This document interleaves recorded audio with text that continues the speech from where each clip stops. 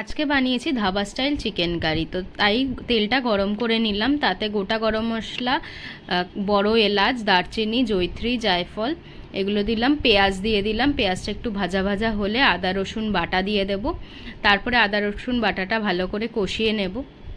তাতে দিয়ে দেবো টমেটো কুচি। টমেটো কুচিটা একটু কষে গেলে কষতে দেব। তারপরে ততক্ষণ একটা মিক্সচার বানিয়ে নেব।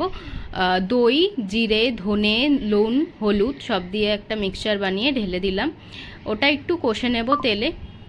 কষানো হয়ে গেলে কাশ্মীরি লঙ্কার গুঁড়ো দিয়ে আরেকবার কষে নিয়ে তারপরে দিয়ে দেব চিকেনটা দিয়ে ভালো করে কষতে দেব। কষানো হয়ে গেলে একটু জল দিয়ে তারপরে ঢাকা চাপা দিয়ে রাখবো সেদ্ধ হওয়ার জন্য। ঢাকা খুলে তারপর দেব গরম মশলা। তারপরে একটু নেড়ে চেড়ে নিয়ে ধনেপাতা কুচি দিয়ে রেসিপি ডান। একবার ট্রাই করে দেখ।